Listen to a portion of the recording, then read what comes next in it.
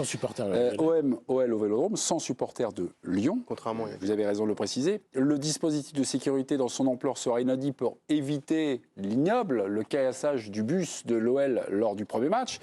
Mais voilà le risque lorsque le coup d'envoi sera lancé. Eh bien, c'est Mathieu Grégoire dans le journal L'Équipe qui nous le raconte. Du côté de l'OM, on craint principalement des jets de projectiles sur le terrain et tout est fait en termes de prévention, stadier et filet, et de dialogue avec les supporters pour éviter qu'un acteur lyonnais soit ciblé et atteint depuis les gradins. Rappelons que depuis décembre 2021, les matchs seront systématiquement interrompus ou stoppés en cas de jet de projectiles. Je crois que notre ami Monsieur Propers, Arthur de son prénom, nous a mis la directive dans une rivière. Désormais, lorsqu'un arbitre ou un joueur est physiquement blessé par un projectile issu des tribunes, le match sera systématiquement et définitivement interrompu. Des jets de projectiles sur le nez qui est à redouter, c'est un risque, c'est une menace. Donc il y a un risque que l'Olympico n'aille pas à son terme. Est-ce que c'est, je dis hallucinant, parce que dans le contexte, Eric, dans ce contexte-là, avec des violences à répétition, vous hallucinez ou pas? On est sûr de rien, tout peut arriver. On est sûr de rien. Mais à mon avis, demain, il ne se passera rien. C'est ce que je pense. Parce qu'il n'y a pas de supporters en face. L'OM, les supporters savent comment ils doivent se tenir. Ah, mais de jeter les bouteilles sur... Oui, mais qu'il y ait des filets, Non, mais les filets, il y en a toujours eu pour protéger. Mais je pense qu'il y a eu un discours, un dialogue avec les chefs des supporters. Il y a eu des interventions en interne avec voilà. Et les Marseillais vont pas venir. Moi, je pense que ce match se passera bien. Maintenant, je ne peux pas te le signer. Ce qui est désespérant, c'est de devoir faire de la prévention avec ce qui s'est passé. Mais est-ce que vous avez besoin d'avoir les groupes de supporters pour dire qu'il ne faut rien jeter? Non, mais t'es obligé. Oui, mais t'es obligé puisque tu n'arrêtes pas. Parce que quand tu parlais de commission, moi, ça me fait rire quand même parce que dans tous les autres sports co en France, il ne se passe rien. Et aujourd'hui, on trouve normal qu'il faut mettre des blindés pour accompagner le car, ceci, cela. Et ici, on a entendu plusieurs fois ici ou ailleurs de temps en temps. C'est pas à protéger les supporters, je comprends, mais moi j'ai entendu ici, on ouvre le dialogue, on discute, on tend la main, et moi, un peu sévèrement, je disais, à un moment donné, il faut sanctionner, et il faut être radical. Et même une dernière chose, moi j'arrêterai momentanément le temps de la commission, un nouveau règlement, tu le donnes à tous les supporters de France. Maintenant, les sanctions, c'est tant, et c'est 1 an, c'est 6 mois, c'est 2 ans, c'est 3 ans, mais si vous faites ça, vous serez... et moi j'aurais interdit tous les supporters, malheureusement, à Clermont, peut-être contre, j'en sais rien, Nantes. Cite-moi. Ça valait pas la peine de les bloquer, mais je bloquais tout, moi. Tout pendant au moins jusqu'à la fin de l'année civile, 24. Gennaro Gattuso, en conférence de presse aujourd'hui, a envoyé, tout d'abord, en début de sa conférence de presse, un message aux supporters, aux tribunes du Vélodrome. On va l'écouter. J'aimerais dire aux supporters que le match de demain doit être une fête. On a vu ce que c'était de jouer contre Rennes sans nos ultras. On ne veut pas que ça se reproduise. On ne veut pas de bordel. Ça doit être une fête et ils le savent. Je suis sûr que ça se passera bien. Voilà. Gennaro Gattuso, avec son franc-parler habituel, ne veut pas de bordel. Pour moi, même si vous sensibilisez les associations de supporters, même si un entraîneur comme Gattuso demande le calme, appelle au calme, c'est qu'en fait, vous n'êtes pas à l'abri d'une initiative individuelle d'un mec qui a envie de... Oui, mais tu ne peux pas faire plus. Et quand tu sensibilises les supporters, c'est pas les sensibiliser, enfin Didier, si demain tu vois un mec c'est qu'ils regardent et qui mettent, tu vois, des gens en place parce que ils ont 5000 supporters, si tu veux. Donc, d'une manière générale, eux-mêmes, ils ne vont pas pousser à la violence. Didier, il n'y a que des Marseillais censés être demain. Dominique, jette un truc. Tu fais quoi? Tu penses quoi, toi? Dominique, je pense que ça va bien se passer aussi. Moi, je suis comme Eric, parce qu'il y a une telle loupe sur ce match. Ok, tu peux être demeuré bas du front, etc. Tu comprends que là, tu fais plus que pénaliser ton club si tu es un petit peu machin. Mais ça sera le prochain match ou celui d'après. Excusez-moi. Tu vas faire. Mais là, je pense que je suis comme Eric, moi. Je reprends la main parce que là, on est dans un truc, la théorie de l'abruti isolé. Hein, on est là, voilà. C'est-à-dire qu'il y a un service de sécurité. Là, il faudra qu'il soit très abruti ce jour-là. Je pense à tout.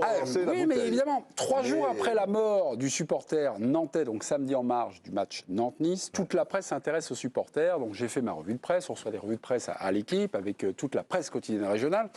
Et j'ai noté le témoignage d'un sociologue, il s'appelle Dominique Baudin, que j'ai découvert. Il témoigne aujourd'hui dans Presse Océan, un journal donc régional qui est distribué en Loire-Atlantique et notamment près de Nantes. Et il nous dit ceci, question du journaliste Cyril Reynaud, le terme d'hooligan est donc toujours d'actualité. Oui, et ils appartiennent pleinement au groupe du supporter, le modèle ultra. À l'intérieur de ces groupes, vous avez deux entités. D'un côté, l'officiel, avec un président, un secrétaire, un trésorier. De l'autre, des meneurs qui sont les vrais chefs. Et il existe un noyau dur capable de tout commettre, puis des suiveurs qui participent. Voilà ce que nous dit ce monsieur Dominique Baudin, qui est professeur de sociologie depuis 30 ans. Sa spécialité, c'est la violence dans le sport. Donc on a une entité ultra, on va dire, qui est un organigramme, qui est machin. C'est applicable à tous les clubs, ça? Oui. Ça doit dépendre des groupes de supporters, je pense. Dans certains, oui, et dans d'autres. C'est une organisation quand même plutôt classique. Hein. Pardon, mais là, est-ce que le modèle ultra, là, en France, là, on s'y attaque ou pas? Est-ce que le problème, c'est les ultras? C'est quand même le cancer où tu as en règle générale, je ne sais pas, violence ultra. 150, 200 mecs qui à l'intérieur font la loi. Et peuvent même couler un club. Parce que ce que j'ai compris, Longoria, enfin pas compris, j'ai bien vu, Marcelino est parti, menace de mort. Tu te demandes s'il y a même des mecs, et c'est là le danger demain soir, pour couler la direction ou faire virer parfois un jour un actionnaire ou un président, sont capables de s'auto-suicider. De taper donc fort. On l'a vu beaucoup à Saint-Étienne. La direction, parfois contre les joueurs. Eric, on l'a vu à Saint-Étienne, ça, ce que vous racontez. Oui.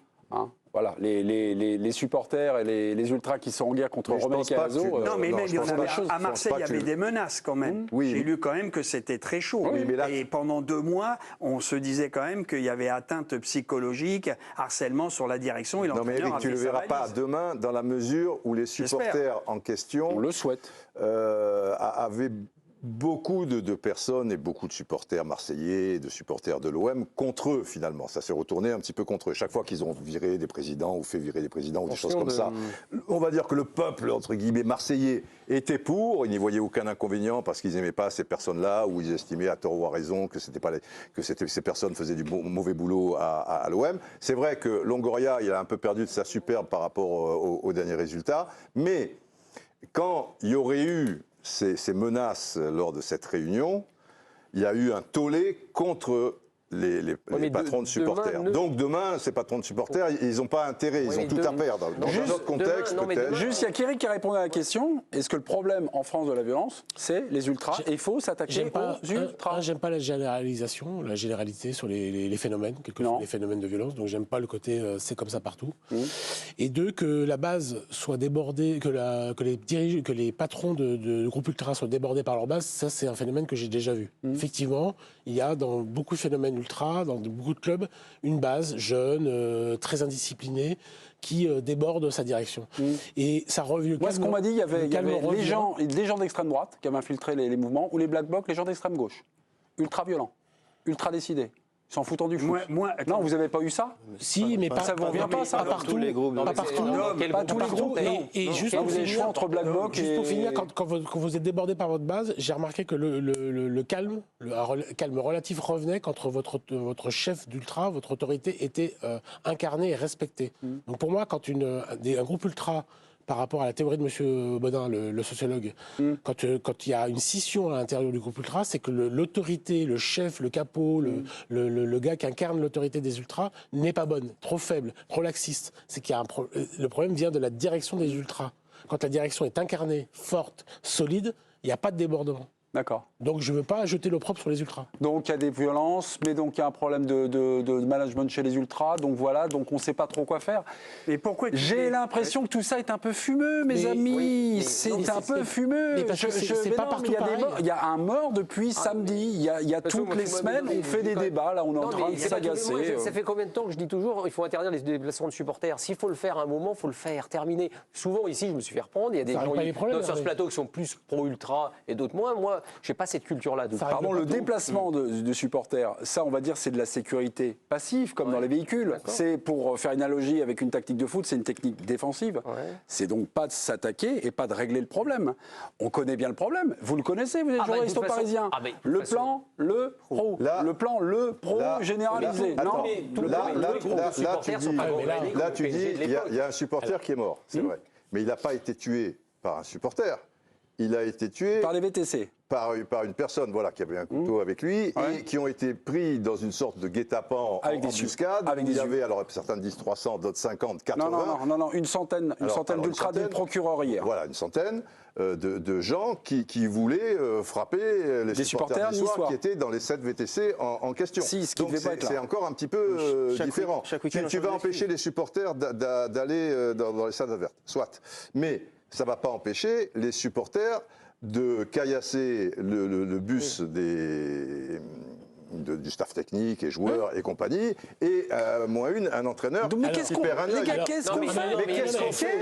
Je veux dire, le plan Le Pro, la première chose, c'est les sanctions. Il n'y a pas une personne dans ceux qui ont caillassé le bus de l'OL et aussi les supporters, il n'y en a pas un qui a été arrêté. Si, le bus du supporter, une arrestation. Une arrestation, d'accord. Mais c'est pas Rambo, c'est pas lui qui a tout fait, si tu veux. On peut supposer que machin. Donc, tu te dis que les défaillances, elles viennent beaucoup aussi de ceux qui sont censés imposer une certaine sécurité. Moi, j'ai réagi à votre sociologue. Mais si vous voulez qu'on règle le problème, entre guillemets, c'est très simple. Enfin, je ne sais pas si c'est simple. Rien n'est simple. C'est pas un plan Le Pro national. Et je vous ai déjà dit ici, le plan Le Pro, c'est quoi? Démantèlement des groupes ultras. C'est un courage d'un homme, et donc avec l'aide des pouvoirs publics qui l'aident, pas qui font semblant. C'est-à-dire qu'à partir du moment où M. Leproux a décidé qu'il fallait arrêter la violence autour du Parc des Princes, qu'il ait eu le courage politique de dire tout ça on les vire, tout cela on les vire. Démantèlement des actions de supporters et des ultras. Il a viré des gens qui ne méritaient pas d'être virés. Démantèlement des actions de supporters, placement aléatoire, plus de groupes représentés dans les pointage au commissariat avec une police qui vous aide, pas qui fait semblant, pas passif quand vous dites la défense passive. C'est-à-dire tout le monde s'y met. Si vous virez tous les fauteurs de troubles de tous les stades, vous y arrivez. Alors, il y aura toujours des brebis galeuses, il y aura toujours des incidents sporadiques. C'est ça. Non, mais ce qu'il faut voir, c'est que le degré zéro de violence, ça n'existe pas. Parce qu'il peut toujours se passer quelque chose. Je ne dis pas qu'on va tout régler, mais d'avoir quelque chose où on reprend, où le foot reprend la main. 100% d'accord. Le problème foot national. Déjà, première chose, c'est pour ça que c'est très intéressant de dire pas de déplacement de supporters, qu'on aurait pu effectivement élargir à tout le championnat. Comme ça, au moins, ça mettait tout le monde sur le même pied d'égalité. Mais à côté de ça, une des premières sanctions, c'est quand vous prenez des gens, il faut qu'il y ait des sanctions qui fonctionnent. Parce qu'il y a des clubs, parfois, qui sanctionnent leurs propres supporters. Ils n'en parlent pas tellement, mais ils le font. Mais il faut effectivement que la personne aille, par exemple, pointer au commissariat à l'heure du match, plein de choses comme ça. Mais il y a quand même il y a un arsenal, quand même. Quel monsieur sécurité de la Ligue, Mémé? Quel monsieur sécurité de la Ligue? Vous le connaissez, vous? Personne ne le connaît. Non. C'est Vincent Labrune, normalement. Non. Quel est le chargé supporter au sein de la Ligue? Non. Est-ce que médiatiquement il est connu? Est-ce que les Français le connaissent? Est-ce que le Parisien le connaît? Non, nous, le connaît? À l'arrière, personne ne le connaît. Qu'on le connaisse ou pas, c'est pas le plus important. Ça veut dire qu'il y a un problème d'incarnation et qu'il y a un problème de politique. Oui, mais il y a un C'est-à-dire qu'ils s'en foutent. Non, c'est pas qu'ils s'en foutent. Je pense pas qu'ils s'en foutent. Non, mais on n'a pas l'impression que ça les intéresse énormément. Non, mais Dominique, il y a un manque de courage. Aujourd'hui, il y a des caméras partout. Il faut être sérieux. Tous les clubs, les présidents et même les patrons de l'association, tu sais, déjà au moins évacuer 200, 300 personnes dans toutes les équipes. Pourquoi on ne le fait pas? Manque de courage. Peur, et je peux le comprendre, tu vis, tu as des enfants, tu as peur, tu as reçu des menaces de mort à droite, à gauche, Marcelino, Longoria, Tartampion, Duchemol. Non mais les mecs, je peux le comprendre, les élus ont peur, les maires, ils s'en vont. J'ai vu, il y a 30% de maires qui jettent leur mandat, le mec il rentre chez lui, il a peur, la voiture taguée. Ça c'est un autre problème concernant les maires. C'est notre problème. Autre élément qui est très important, prenons Lyon, par exemple, vous prenez le stade de Lyon, qui est construit à 15 km à peu près du centre-ville. Remplir votre stade, vous êtes d'accord? Si vous vous privez de groupes de supporters très importants, par exemple, c'est un vrai mais énorme, et c'est un vrai souci. Oui, mais parce alors, que votre stade, dictature de je m'en fous. Non, mais je ne dis pas que toi, sur un plan personnel, je peux tout à fait comprendre. Tout le monde doit s'en foutre. Mais pardon, quelle époque? Jean-Michel Aulas. Hervé, vous étiez grand reporter à l'Olympique Lyonnais pendant quoi? 4, 5, 6, 8 ans? Peut-être 4 ans. Vous n'avez pas mettre au début. Et ça, on vous l'a dit, ça? Attends. Non, en discutant. Ça, on vous l'a dit, ça, vous l'avez compris. On comprend pourquoi. On ne fait pas le ménage parce que c'est des clients. Mais oui, mais d'une certaine manière. Non, attends, je finis. J'ai un truc quand même qui me fait marrer. Mais non, mais vas-y. Non, mais c'est pas un point de vue moral que je suis en train d'expliquer. Je t'explique pourquoi il se passe certaines choses. Au contraire, moi, je serais le premier à dire il faut faire le ménage. Mais si dans votre stade, vous n'avez plus d'ambiance, vous n'avez plus rien, Vous avez créé ce stade-là qui vous a coûté une blinde. Oui, mais c'est quand même pour le remplir, un minimum. Et alors tu le remplis momentanément, tu perds, tu peux faire et comme à Paris, tu le remplis avec une nouvelle génération. Mais t'as raison sur le fond. Mais t'as raison, mais toi, t'as le temps de le faire. La famille, parce que toi, des enfants. Mais je suis d'accord avec toi. Mais la personne qui a investi, qui se dit combien de temps ça va durer si j'ai pas... Hervé, les gens qui t'ont dit ça. J'essaye d'expliquer. Les gens qui t'ont dit ça. C'est important. J'espère que les gens qui t'ont dit ça, donc ils t'ont expliqué le phénomène. J'espère qu'ils n'ont pas mis sur le même plan la sécurité et le business. J'espère qu'ils t'ont pas dit. Mais si. Bah si. Ah, c'est ce que tu nous dis. C'est pas qu'ils mettent sur le. Évidemment. Ah bah non. Mais donc les gens qui t'ont dit ça, Hervé, c'est eux les dangereux. C'est aussi eux les dangereux. Mais c'est pas. Ah bah non, mais leur idéologie, leur façon de penser est dangereuse. Ça veut dire que le problème ne sera pas réglé. Parce que ces gens-là, s'ils sont là en train de voir l'or de l'art, la recette billetterie et pas la sécurité, pour moi ils sont en train de se tromper. Tu crois qu'on est dans un monde d'agneau là? Mais tu penses que c'est une histoire d'argent tout ça? Hervé, est-ce que tu dis sur la question d'argent aussi, on n'a pas aidé les clubs pendant très longtemps et on le paye. Ils n'ont pas eu les moyens nécessaires aussi pour encadrer leur groupe de supporters. À Saint-Etienne, c'était un bon exemple, c'était par Mémé. Le club de Saint-Etienne à l'époque s'est plaint de nombreuses reprises auprès de la Ligue de manquer de moyens, d'effectifs pour aller encadrer justement ces groupes ultras qui foutaient le bordel dans leur stade. Il manque de moyens de temps en temps. Pendant les 10 dernières années, je ne parle pas que de Saint-Etienne, paie un peu moins les joueurs et mets-le dans la sécurité. Comme dans le stade, tu donnes tout aux joueurs, des salaires, mais tu ne fais pas les pelouses. Et moi, ce qui me fait marrer, je te dis, ce qui me fait marrer, c'est que j'entends des supporters, je ne citerai pas des clubs, ils se font de l'argent avec leur abonnement. C'est-à-dire que tu peux revendre sur la plateforme ton billet. Alors c'est souvent les grandes équipes, tu vois ce que je veux dire. Et ils prennent 12% à la sortie, le club, et 12% à l'arrivée. Donc c'est simple. Allez, je vais prendre le Paris Saint-Germain. Je suis abonné. J'ai un Bayern de Munich, j'ai un Marseille, j'ai un Classico. J'ai payé mon abonnement, je dis n'importe quoi, je ne sais même pas combien c'est. 1500. Ouais, mais ça, c'est pas le problème. Mais 3-4 000. Bon, je mets mon billet, je mets ma place à 500-800 € sur un huitième. Je le vends, je peux le vendre en 17 secondes. Ça veut dire qu'à l'arrivée, le club va prendre 12%, 80, 80. Eric, à l'arrivée, je vais en... Eric. Il y a un business énorme derrière. Eric, qui a un business... Je l'ai appris, Eric, on était sur de la violence, moi, que Marcel Quincampoix fasse un peu de business avec son abonnement. On avait rebondi sur l'argent. Les mecs font des bilans où ils mettent billetterie, je dis n'importe quoi, 10 millions. S'il y en a deux qui rentrent... clubs, il ne parlait pas des revendeurs, on s'en fout des revendeurs. Virginie Saint-Cyr, de club. On donne la parole. C'est malsain que tes supporters, tu peux faire de l'argent à l'arrivée. Est-ce que tu es un vrai supporter? Parce que dans les clubs, on veut de l'ambiance. Les gens qui mettent de l'ambiance dans les clubs aujourd'hui, vous n'avez pas envie de l'entendre, les groupes ultras. Est-ce que je dis des conneries quand je vous dis que les mecs revendent? Mais non, vous dites pas des conneries, mais c'est juste un peu à côté pour moi. Là, c'est du business. Mais petit. On parlait de business, c'est pour ça la billetterie.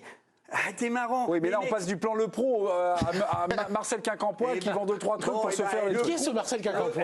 C'est Robert Chamaflu, si vous voulez. Le Pro, il avait 20 fois moins de caméras. Aujourd'hui, tu peux reconnaître les gens partout. Tu as la reconnaissance faciale partout, investie dans tous les stades. Non, tu peux pas faire ce que tu veux avec la reconnaissance faciale. Non, mais tu as des caméras. Les caméras, c'est fait pourquoi quand tu te fais massacrer ou tu as des problèmes dans un parking, tu ne te sers pas des caméras. Les flics, ils n'utilisent pas les caméras pour arrêter les délinquants. Entre c'est compliqué, ils le font dans les clubs. Non mais déjà, entre c'est compliqué, entre c'est du business, entre machin. Mais non, mais moi je pense c'est un millefeuille quand même.